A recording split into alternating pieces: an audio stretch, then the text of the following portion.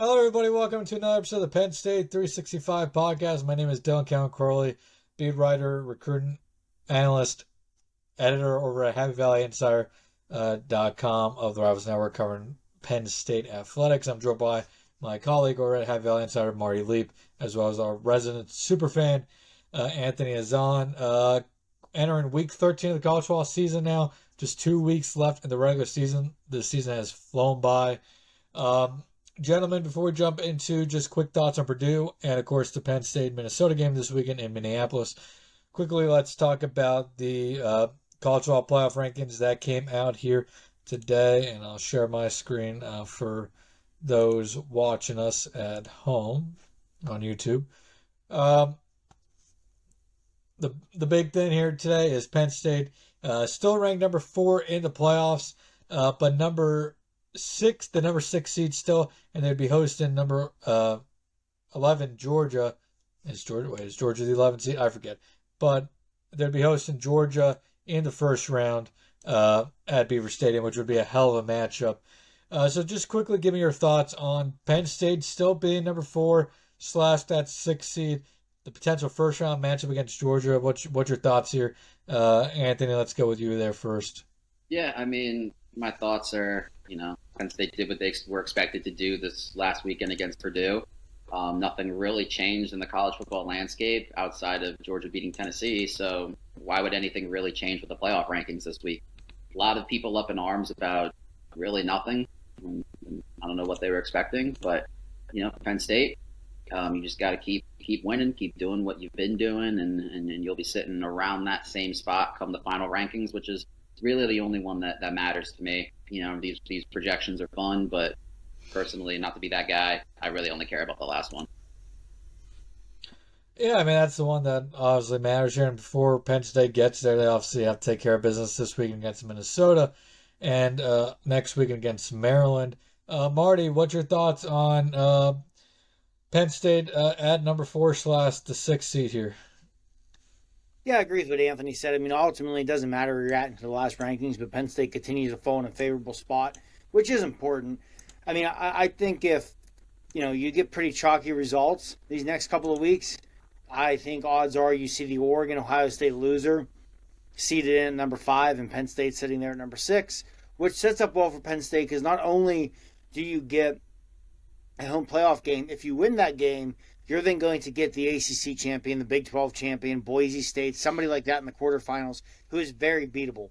So I think if Penn State falls in that, 5-6 range, which I expect, it gives you a real shot to make a run to the Final Four here if you're Penn State. So I think, if you're the Nittany Lions, you got to be happy about where you're at. And I know, like you said, Anthony, people were up in arms about nothing. Ultimately, I think this just goes to show the committee has a lot of respect for this team's roster, for their talent. Their schedule hasn't exactly been a bunch of world beaters. They have a couple quality wins, at West Virginia, at Wisconsin, home against an Illinois team that's now ranked by the College Football Playoff Selection Committee. But they have come out, they have regularly taken care of business. Outside of that USC game, none of their wins have ever been in doubt at any point. And I think one thing that works in Penn State's favor, too, is since the Ohio State game, which, I mean, the committee's not going to ding you for a one-score loss against the number 2 team in the country. They've played, I'd argue, their 2 best games of the year since then. So they seem to be bouncing back from that Ohio State game, kind of peaking at the right time, which I think works in their favor as well. Wait, Marty, you mean to tell me that they didn't struggle against UCLA? In my opinion, no. Because they scored on, 4 or 5 consecutive drives, made it 27-3, and went into complete coast mode. I don't consider that struggling. Of course they didn't struggle. That's one of the dumbest things I've ever heard in my life. Oh, I thought you were being serious. I apologize. No. You didn't hear that. Booger McFarland, part of his issue against Penn State's ranking was that they struggled against UCLA. I'm not kidding you. I mean, if you look at the final score, maybe you think they struggled. But if you watch the game, it was 27-3 going to the fourth quarter. Like I said, at that point, they'd scored on I think it was 4 or 5 straight drives. They were in complete control and went into coast mode because UCLA couldn't score against them. Dude, it was 27-3 with 16 seconds left. We had all the backups in. Their starters were scoring against walk-ons and third-string guys. So awful. I don't know. Maybe Booker took a few too many headshots over the years and they're starting to show now. But no, in all seriousness, that is a terrible take. One of my favorite things about the Penn State argument that a lot of people at ESPN have been making is, is the strength of schedule. Yeah, Penn State is 35th in the country in strength of schedule, which is still better than Texas. It's better than Oregon. It's slightly worse than Ohio State, and it's way better than Indiana. But if you look at strength of record in the country, which is the strength of record rank reflects chance that an average top 25 team would have team's record or better given their schedule. Penn State ranks 4th in the country in that category, only behind Ohio State, Georgia, and Oregon. So I find that funny. The top 12 is a lot of the teams that we find in the college football playoffs. Texas at 5, Indiana, Alabama, BYU, Miami, Tennessee, Texas A&M, Ole Miss. So it's very clearly ranking as it should be based on what we know, based on what the committee thinks so far. But yeah, I think Penn State's definitely in a favorable spot based off these first 3 now rankings out of the committee. I do wonder if they would lose to a Minnesota team this weekend. Would they fall completely out of the rankings? Or how would they fall on the precipice of falling out? It would be very interesting to see how far that would happen. But Penn State's going to obviously do all they can not to find out that for when they face Minnesota this upcoming weekend. They're an 11-point favorite in that game. Quickly get to that. Some other first-round matchups based off these current rankings. See if I can go back to that. Indiana versus Ole Miss, Notre Dame versus Alabama, Ohio State versus BYU. Ohio State continues, if they can stay in that number 5 spot, be in a very favorable position to make a deep run themselves with a BYU game in Columbus before facing Boise State in the Fiesta Bowl. Winner of Notre Dame, Alabama would get Oregon, and then Indiana, Ole Miss, winner would get Texas.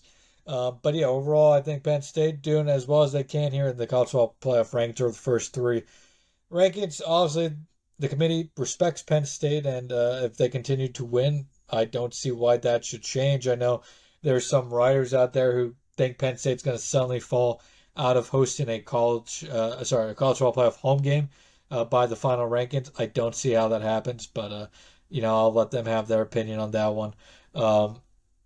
Moving off the rankings, moving into this past week in Penn State, wallops Purdue by the final score of 49-10.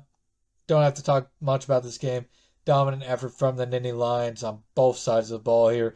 Led one late touchdown up in the game, which was the only touchdown for Purdue of the day. The starting defense gave up a field goal in the second quarter, and that was all they allowed. Any general thoughts on this game? Anthony, start with you. Anything? Yeah, the main thing for me was it was nice to see that, similar to the Washington game, we came out, we jumped out to a big lead, and we never let up at any point.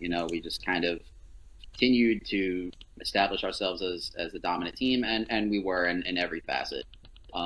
It's sad to see Purdue be at this level of football because, yeah, they're really a bad football team. I like their tight end, though. I think their tight end is really good. He deserves some recognition nationally, but other than that, yeah. Max Clare is very good. Yeah, but just did what they were supposed to do. The only touchdown, like you said, they scored was against the maybe some second stringers, but mostly third stringers and freshmen in there.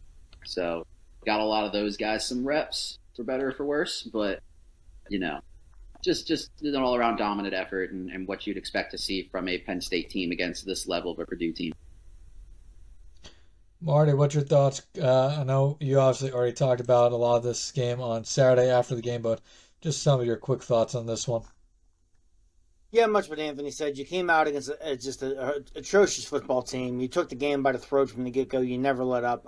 You did exactly what you wanted to do if you're Penn State in that situation. And, I do think there was some pressure on them to win it the way they did, just because if you look at other teams in the college football playoff rankings and what they did to Purdue, right? Ohio State was 45-0. Oregon was 38-0. Notre Dame hung 60-something on them. You needed to come out and win the way they did because of what those teams did against Purdue, and that's exactly what happened. And there was a game that probably could have been even more lopsided. There was a couple drops and a few other mistakes along the way that kept that thing from really getting ugly. But yeah, I mean, that's a rough situation for Ryan Walters because they are they're in it deep. They're in West Lafayette, and I don't think they're digging themselves out anytime soon. Yeah, Walters is in a tough spot. Obviously, they've lost a lot of guys to portal, and I don't think their NIL is in a very good spot, obviously. And I'm not sure how they're going to recover from that. It'll be interesting to see how much leash Walters has going into next season, or if, depending on how these last few weeks go here, if they decide to end the Walters era now. But certainly doesn't seem like there's going to be a quick turnaround in there, which is a shame because that program had a lot of momentum under Braum before he left for Louisville. I do want to ask, you guys concerned at all? And I guess it's one of those things where it is what it is at this point in the season, but Penn State's wide receivers in this game recorded a total of 3 receptions of 22 completed passes by Drew Aller and Bo Bula. Any concern that even against one of the worst teams in the country, that Penn State's wide receiver room could not get anything going here or get out of their own way, since Marty did refer to some of those drops. Tyzer Denmark had a drop, and Tyzer Denmark I don't think saw the ball. And then who had the other drop? Ivy. Was that Ivy. Ivy had the really bad drop. But any concern that Penn State's wide receivers just couldn't get anything going in this one? I mean, it just is what it is at this point. I mean, there's really nothing to expect from that room. You're not going to get anything out of them other than maybe Harrison Wallace having a couple nice catches every once in a while. Fleming will make a catch periodically. Clifford will make a catch periodically. Other than that, you're not really getting anything. And, I said this earlier, there's really no expectation at this point. The offense is going to go through Tyler Warren. It's going to go through the running backs. It's going to go through Drew being able to improvise. And maybe every once in a while you hope you get something. But, yeah, it's the one thing that holds this team back from truly being a championship contender. And if they get to the college football playoff, we'll be having this same conversation when ultimately they don't step up and it costs them a game. So, yeah, I feel like it's going to be unfortunately for Penn State, that does seem like the most likely scenario is in a playoff game. Maybe it's not the first round game, but event somewhere along the playoffs, they likely, if they do lose a game, which I don't think anybody's right now betting Penn State to win the national championship, but if Penn State does lose a game, a lot of it's going to probably go back to the wide receiver room inability to have any sort of meaningful production. And yeah, it's going to be a hot topic going to the offseason. That's a position where you feel like Penn State this offseason probably has to get at least 2 wide receivers who can play at a decent level if they really want to change that room around for next year, because going into next season, I mean, there's just not a lot of hope in the room right now that's going to necessarily turn around based off what they have there. Marty, any quick thoughts on the wide receiver unit as it stands? Obviously, it's been another tough year for this room as a whole. I'm not sure you can really blame Marcus Higgins. He wasn't really given a whole lot when he came to Penn State 2 years ago. But at this point, it's really interesting. Is the lack of development on a Higgins thing, or is it just the players aren't good enough? And that's going to be, I think, a conversation we have again as once the season ends and the offseason begins. Yeah, it's a lot of what Anthony said. It is what it is at this point. I mean, Trey Wallace, I think just him simply finding consistency could go a long way with his wide receiver room. Tough to bank on that at this point. I think what's frustrating is you watch the second half against USC when you saw Trey Wallace and Liam Clifford and Julian Fleming all stepping up, all making important catches. Amari Evans had a tremendous sideline catch in the fourth quarter of that game to move the sticks. That was vital. So they've shown it. They've shown it at times, and that's what makes it frustrating. But to count on them at this point, obviously, is not something that you should be doing. But I will say, I think if you're Penn State, the one thing that, for this year maybe gives you just some solace or whatever it is, obviously you have the best tight end in the country. He's not the only tight end in that room who can catch the ball. The running backs have been used a lot more in the passing game, used effectively. So Andy Koldernicki has schemed ways to make this still work, even with the receivers being poor. But yeah, at this point, it is what it is. I think you just have to hope when you get to the playoff maybe that's the game where guys step up and have their best game of the year or something. Because otherwise, you're probably going to be in a lot of trouble in one of those games eventually. Yeah, I saw tweets. I think I saw. I can't remember the tweet, but I think I saw a tweet where somebody was saying that maybe Penn State's wide receiver room is just saving up all their highlights for the playoffs. Don't think that's the case, but maybe it is. Of course, we can't bear the lead here. Tyler Warren, another big game, 11 touches, 190 yards, 2 touchdowns, including a 48-yard touchdown run, I believe it was, 43 yards, somewhere along those lines. I mean, what else can you say? It's a shame he's not going to win the Paul Hornung Award, whatever, award, just because I think obviously Travis Hunter is going to win that along with the Heisman, but he's definitely the John Mackey Award winner at this point, right? Yeah, I mean, there's going to be a lot of people that scream out for Harold Fannin to win it. And I mean, this is no disrespect to Harold Fannin, but I mean, he plays for Bowling Green. Like, I know Bowling Green gave us a good game and they're a decent team. I totally understand me saying that. But I mean, what Tyler Warren has done, rushing the ball, at times throwing the ball, catching the ball, blocking, he's the best all-around tight end in the country, bar none. If he doesn't win the Mackey Award, it's a travesty, in my opinion. I'm just saying, I want to see Travis Hunter line up at every position offensively in a game before he wins the Paul Hornung Award. Marty, thoughts on Tyler Warren's fantastic season? I guess quickly, both of you too. Has he cemented himself yet as the best tight end in Penn State history? I mean, this may be the best single season a tight end has had, all things considered.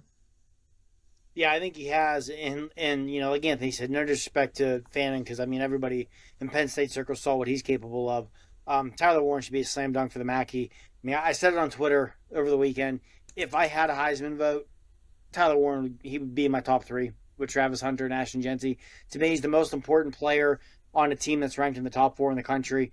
Does absolutely everything for them offensively.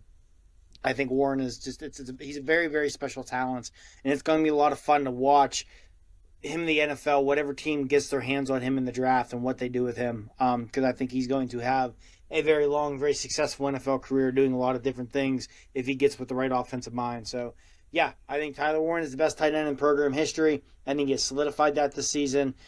He should be a slam dunk to win the Mackey, and I don't think he's going to be a Heisman finalist, but like I said, if I had a Heisman vote, he would get one of my 3 votes because I think he's been that good.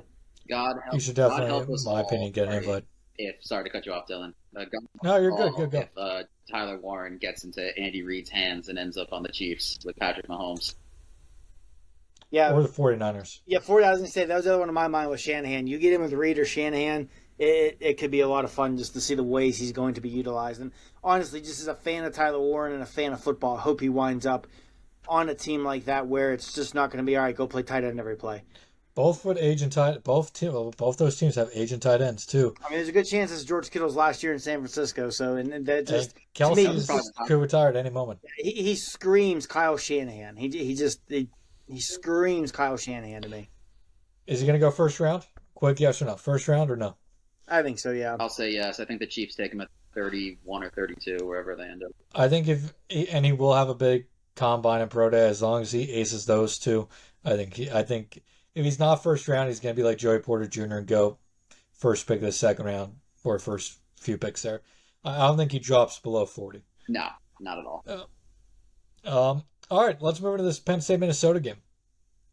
So we're actually going to go back to screen sharing here.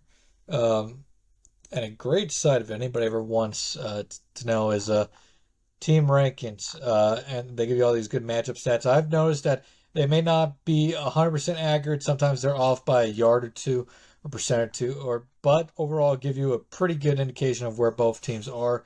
So coming to this game, Penn State an 11.5 point favorite, 45 point over under in this one. This is a really, interesting matchup, guys. I think this is a game where Penn State fans may be underestimating this Minnesota team a little bit, but at the same time, as somebody who covers Minnesota extensively as well and has a really good understanding of this Minnesota team, I think this is has a chance to be a close game, as me and Anthony said coming in to this podcast before we went live. I wouldn't be surprised if this is a one-score game going into the fourth quarter, but I do expect Penn State to win this game, and I expect Penn State to probably be around that 11.5 point mark.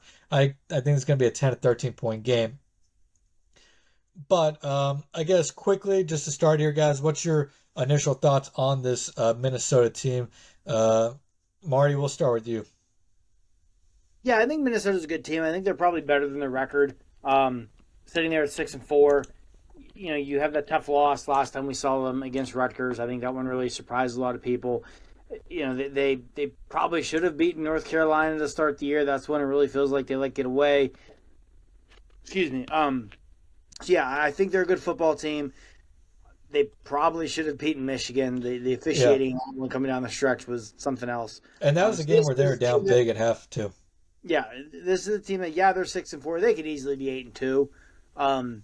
Really, the only games they lost that they really didn't have any business winning was probably that Iowa game. So they're a good football team. It's not going to be an easy out.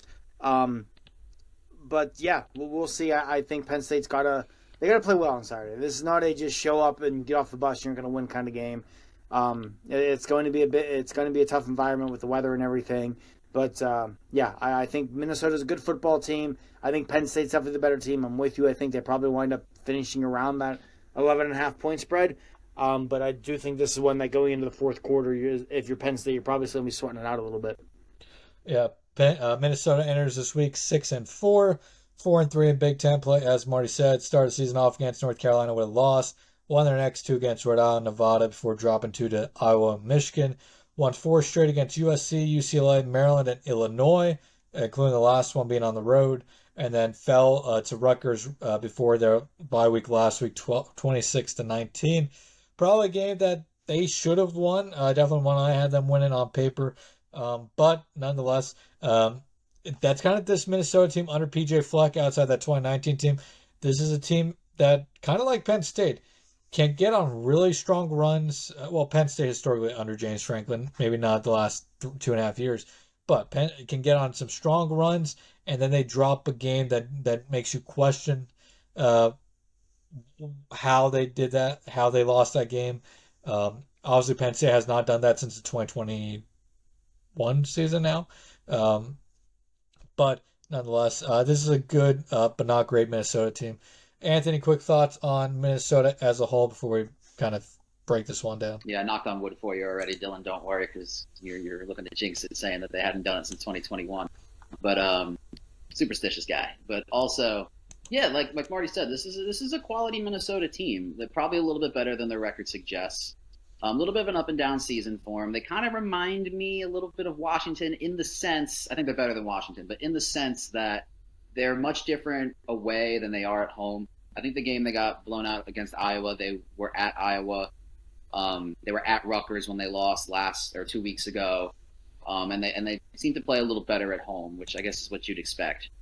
They're a team definitely that prides themselves on defense. I think in a lot of categories, they're actually like a top 10, top 15 defense nationally. So I expect this to be a lower scoring game. If Penn State gets to 30 points, I'd be a little surprised. I think it's going to be more of a defensive game. It's really their offense that has struggled. If you look at most of their games that they've played, I think they've only topped 30 points like one time.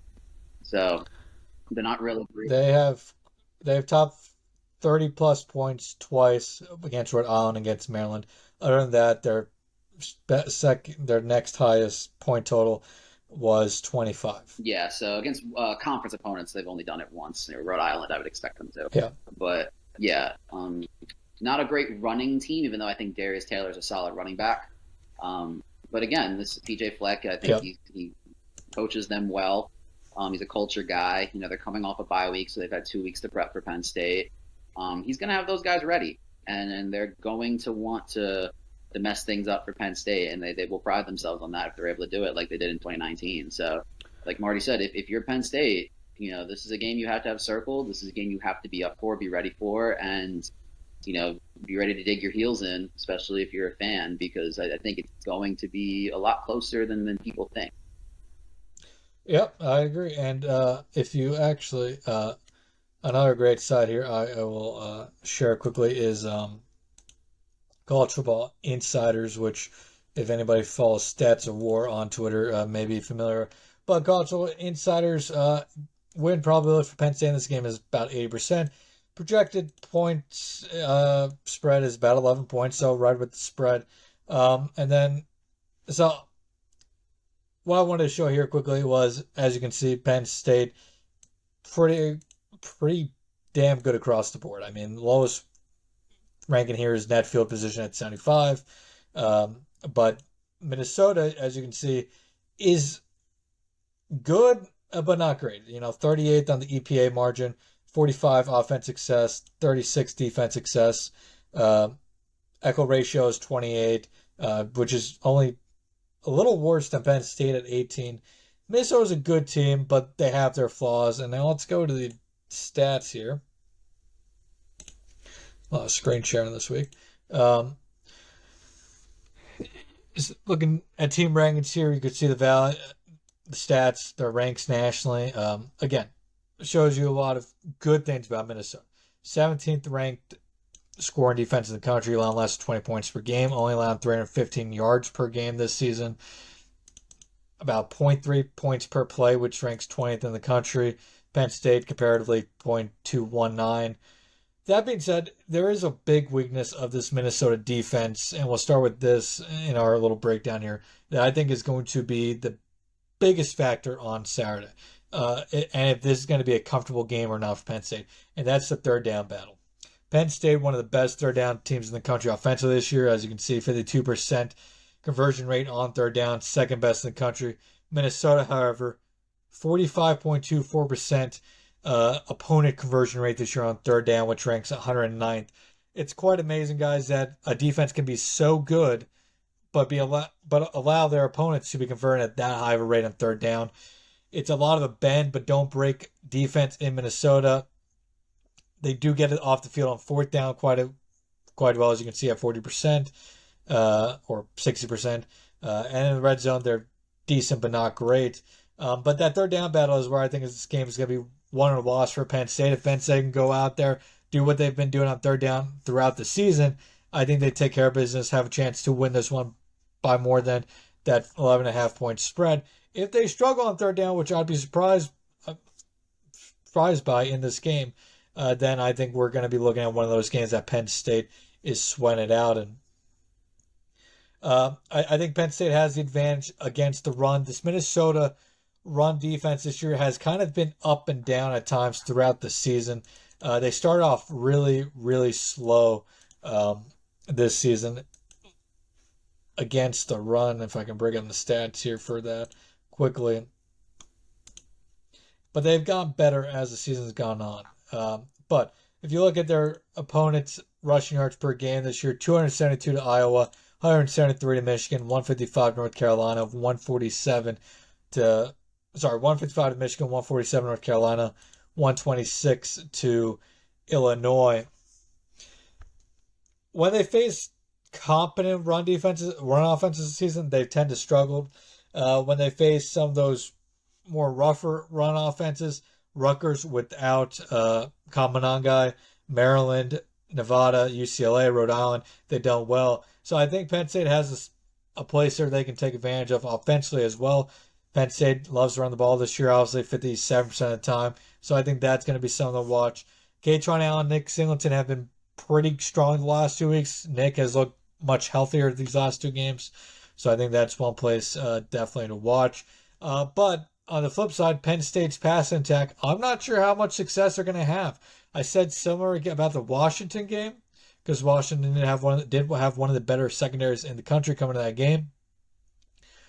But we saw what Penn State's wide receivers were not able to do against Purdue. This is a good Minnesota pass defense, so I'm not sure they're going to do much there. It's going to be about, can Minnesota obviously slow down Tyler Warren? Can't stop him completely. Yeah, so my overall thoughts on this is if Penn State's going to win this one, they're going to have to dominate the game on the ground and obviously try to feed Tyler Warren as much as possible, but don't expect them to, I think, throw for 250 or anything in this game. I ran it there for a little bit, so Anthony, what's your thoughts on Penn State's offense against this Minnesota defense? I think you summed it up perfectly. You said they're better against the pass than they are against the run. They're gonna have to lean on the running backs. They really haven't done that in a hot minute. It feels like, hopefully Singleton and you're starting to get healthy at the right time, and Allen can, he's been consistent, but he hasn't had a game where he's really like stepped up and stood out. I feel like this would be a great game for that to happen.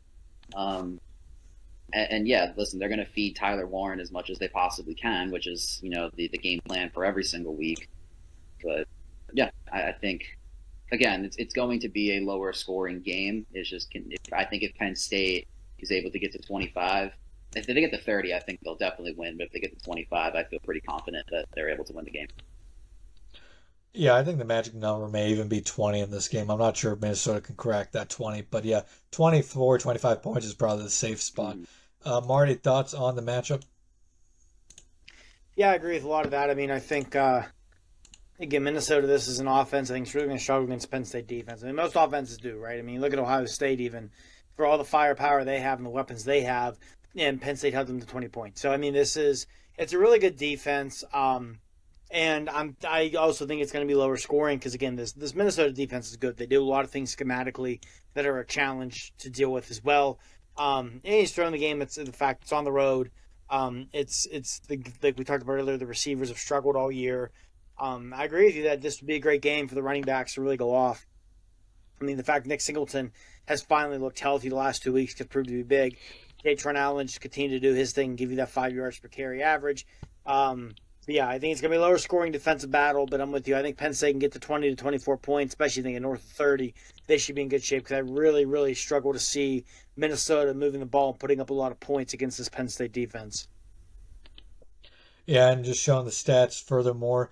Now, this Minnesota secondary, while good, has had a couple bad games this year. Rutgers threw for 240 on them. UCLA threw for 293, which was really odd. And Maryland had 323 yards in their game. But Maryland, a lot of those yards came in the fourth quarter, once it was already a blowout. But they also kept, Southern California, USC to 200 yards. They kept North Carolina 105 yards. Michigan 86 yards. So, I mean, obviously Michigan's not a great passing team this year, but they do have the ability to slow down passing attacks. And considering Penn State's wide receiver room this year, not really sure that Penn State's going to be able to take advantage of that too much. Now, Drew is obviously a damn good quarterback, so he'll be able to take advantage of some windows of opportunity. But overall, general sense for me is that Penn State won't be able to light up Minnesota on the ground through the air, but will have some success. Minnesota's offense against Penn State's defense, I think the big thing here is Minnesota this season has struggled to block on the ground. Darius Taylor is really good. He's averaging 4.8 yards per carry, I think, this season on the ground here, if we can load it. 4.9 yards per carry this season, despite a bad Russian run blocking offensive line in front of him. Marcus Major, transfer from Oklahoma, has been solid, averaging 4.1 yards per carry this season. It's a two-man monster back there for Minnesota. Both guys are really good. Quarterback Max Brosmer, New Hampshire transfer, has had a really solid season. Has come alive over the last couple of weeks. Struggled against Rutgers, but is a highly competent quarterback. Processes the game at a high level. Doesn't make many mistakes. And then the big name to know is Daniel Jackson. 63 receptions for 712 yards this year. Had 831 yards last year on 59 receptions. So really good wide receiver who's going to have a decent career at the NFL level. But in general, I think Penn State is going to be able to dominate this game in the trenches. They should be able to slow down this Minnesota rushing attack for the most part. Notably, Minnesota this season, when they have been able to get the rushing attack going, has been quite successful. You look at their yards per game this season, offensively, they are 5-0 this season when rushing for 100-plus yards, and then they are 1-4 when rushing for less than 100 yards. They only ran for 35 against Rutgers, 38 against Michigan, 41 against UCLA, 79 against Iowa. in general, I just don't see how Minnesota moves the ball in this game a whole ton unless Daniel Jackson just has a big day for Minnesota through the air alongside Max Brosmer. Do either of you see any avenue for Minnesota to move move the football on Saturday? No, I mean, I think they're going to struggle, like I said, outside of Penn State, making mistakes or something. I really do see Minnesota struggling to move the ball with consistency. Like you said, they're a team that running the ball is very important to them. Yeah. And no one has run the ball in Penn State all year. So there's no reason to believe that it's going to change all of a sudden with Minnesota on Saturday. Excuse me. And I know Max Brosmer's played well for them, but, and you mentioned Daniel Jackson, so this is a passing attack that I don't think is one that Penn State needs to be overly concerned with. I feel like all year, the overall play of Penn State cornerbacks have flown under the radar. I think A.J. Harris has been tremendous. Cam Miller has progressively gotten better. I think Jalen Kimber has quietly been solid. Zion Tracy, rather you want to qualify him as a nickel, a corner, a safety, whatever you want to call him.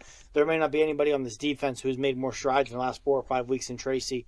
So all of that, I think, bodes well for Penn State also. So I don't see a way Minnesota is going to consistently move this ball up and down the field. Agreed. Last quick note on Daniel Jackson. So far this season, he's recorded at least 4 receptions in each game, has recorded at least 36 yards in each game, but has only found the end zone 3 times and hasn't found the end zone since October 26th against Maryland, so 2 games ago. But only found the end zone in 1 game since the beginning of October once. So that's also worth noting. Elijah Spencer, a Charlotte transfer last year, has had a solid season as well, but not overly consistent. Anthony, thoughts on this Minnesota offense against this Penn State defense? I just don't see as well how the Minnesota offensive line is going to keep this Penn State pass rush contained as well. Max Brosmer has been sacked 23 times this year. He is a little bit of elusive, so he can avoid some sacks, but this is by far the best defensive line I think that Minnesota will have faced this year, and they've already faced some solid ones in Michigan and Iowa. Yeah, I mean, I fully expect Minnesota to have like maybe 2 drives where they're able to, score and move the ball. But, other than that, yeah, I agree with you. Unless we see an uncharacteristically bad day from the Penn State defense and they make mistakes, I don't see a way that with consistency they're going to be able to move the ball and score. If Ohio State could only get 20 on us, I struggle to see how Minnesota could get there, but, you never know. Defense still has to show up. They still have to make plays. Some turnovers would be great and go a long way. Yeah, I don't think Minnesota gets there without a turnover. Yeah. And it would have to be a turnover in plus field position. Yeah. No, I think Minnesota's, wide receivers are decent, but, it's not like they have Rashad Bateman and Tyler Johnson like they did in 2019, and they were 2 guys that you really had to fear. The Penn State secondary should be up to the task of being able to stifle the passing attack. Quickly going back to Minnesota defense, I do want to mention this is a defense that does force a lot of turnovers. 20 turnovers forced so far this season, including 16 interceptions. So that's something Penn State will have to be careful about. This is a very solid Minnesota defense in the aspect that's very much like Rutgers, in which they just play solid fundamental football. They don't make many mistakes, and they take advantage of the mistakes you do make. But Penn State has, I think, been pretty solid in the turnover category all year offensively, and I don't see a reason that would change this week. In terms of players to watch on this defense, I want to point out freshman safety Coy Parrish. He may be one of the best safeties in the country already. Has only really been playing for the last month in terms of a ton of snaps, and he has 5 interceptions this season, which is incredible for a freshman safety. Also has a forced fumble. Ethan Robinson, a Bucknell transfer, had a good season with 3 interceptions and 6 pass deflections. And another safety, and Kerry Brown, has been solid for them as well. Pass rush-wise, you have to watch for Jaw Joyner, 4.5 sacks. And then Shippensburg native Anthony Smith has been solid as well with 4 sacks this season as on the docket for him. But overall, I don't think Penn State's going to have an overly dominant game offensively, but I think they're going to do enough in this game to win it. And defensively, I just, like we all said, don't see how Minnesota moves the ball enough against this Penn State defense to win the game without a turnover or two that gives the Gophers perhaps some short field position. Any other thoughts?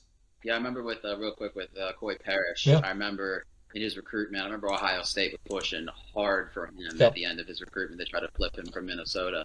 He's a Minnesota Yep. kid. He's stuck with the home state school, and it's paid off for him because he's been really Right. really good. And I think he at the end of his career at Minnesota, he could be one of the best safeties in the country, top safety in the draft kind of deal. So he's very good. And He's a very good player. And it's just worth noting. I mean, Penn State's produced a lot of good safeties over the last few years, but so has Maryland. And so has Minnesota over the last 5-6 years. Obviously, the big ones that stand out are Antoine Winfield Jr. and Tyler Nubin. But they have 2 or 3 others that are in the NFL right now making plays on a weekly basis as well. So they've done a great job at developing that position under PJ Fleck. And Parrish is the next one up in that room for the Gophers. Let's get into some final score predictions to wrap this one up. I'll go first. Give me Penn State to win this one 31. 31. I got 31-15. I don't know how Minnesota's going to get 15, but we're going to go 31-15. I'm going to go Penn State 24, Minnesota 13. I do think this is going to be more low scoring. And we said that 24-25 number is the goal number. I think Penn State will just hit it, and they'll win a defensive slugfest 24-13. Yeah, I'm with you guys. Lower scoring. I think it's fun. Penn State gets a score or two in the fourth quarter to get to the point of covering. I'll say that they win this one 28-14. All right. Well, we all are predicting a Penn State victory. I think what was yours again, Anthony? Sorry. I think technically that was 11, so I guess technically Minnesota covers in my prediction just barely. Okay, but we all have Penn State winning by double digits here, all winning by 2 scores. It was interesting. I felt like Penn State was probably going to be around that spread, but now I have them winning by 15, 16 points. I can see it going either way. I think I can see it 31-14, 31-16, whatever I said, and then I can see it being a 7-point game at the end. It's going to be really interesting. Something we didn't mention, the weather on Saturday right now in Minneapolis is supposed to be chilly, but decent weather, 39-degree high, but no precipitation, no wind, gusts of 5 miles per hour. So weather shouldn't be too big of a factor, which you always have to worry about in Minnesota in late November. But that benefits Penn State, I think, to a big degree on Saturday as well. But any final thoughts, guys, on this matchup? Just right. Get a win. That's all. All right. Well, that's enough for your Penn State. It's just win. It's almost like the NCAA tournament at this point. Winning, survive in advance. You win these next 2, you're in the playoff. It's that simple. And you're almost assuredly going to host a playoff game. So you just find a way. Find a way. Because, I mean, against Maryland, it's at home. Everyone knows James Franklin's feelings of Maryland. They're not losing that game. Get out of there Saturday. It doesn't matter if you win by 1 point. You got to win. Find a way. Yep. All right. Well, with that's number 7 of the Penn State 365 podcast. My name is Don't Count Curly. He's Anthony Azan, and he is Marty Leap. Be sure to check us out over at Happy Valley Insider of the Rouse Network, pennstate.rouse.com. Find us on Twitter as well. But until next time, everybody, have a good weekend. Enjoy the game. 3:30 p.m. on CBS on Saturday. But until then, have a good one, and we'll talk to you all real soon.